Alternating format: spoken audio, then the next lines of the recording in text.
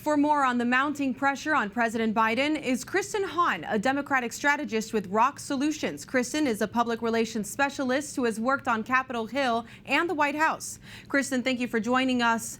George Clooney, a major fundraiser for the Democratic Party, penned an op-ed today asking Biden to step aside. How seismic is his announcement? I mean, I think, I wouldn't call him a leader in the party, but certainly I think that it could be reflective of, the donor community and what people are looking at. But you also look at members of Congress, like you mentioned in your reporting, a little bit earlier, that members in the Democratic Party in the House and the Senate are a little bit split on this. The former Speaker Pelosi made it clear that the president should do what he wants to do. He should take a really hard look and make a determination, because we do need to move forward as a party, as a Democratic Party, with the nomination of our nominee. Well, you did mention the former speaker. She took the airwaves and urged Biden to make up his mind. Do you think Biden's position is firm, or could we see him cancel his re-election campaign? I mean, if you look at all of the communication that's coming out of the campaign in the White House, he's extraordinarily firm. He shored up support amongst key groups in the House, including members of the Congressional Black Caucus.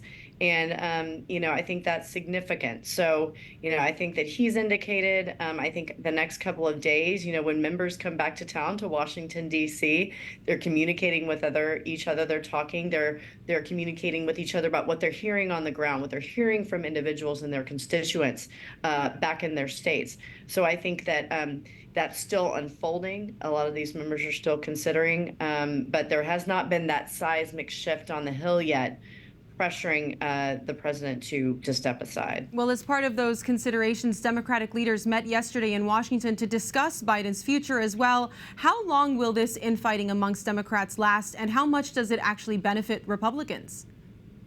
I mean, it very much benefits. I wouldn't exactly call it infighting. I've seen what infighting looks like.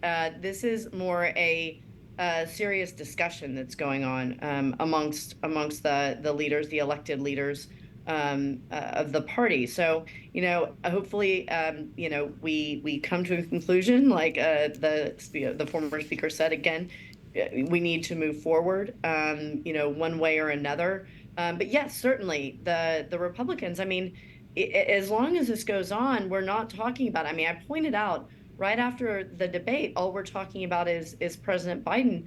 We're not focusing on the multitude of lies that Donald Trump, the former president, just spewed during that debate, and that's been proven that those were lies that he was saying, and he continues to do so. He's laid a little bit low, I think, probably, if you're just speaking politically, smartly, not drawing attention to himself right now. But as long as we're having this debate within the party, the Republicans, get to sit back and, and benefit from it. It's certainly reflected in the polls. Thank you so much, Kristen Hawn, Democratic strategist. We appreciate your time. Thank you.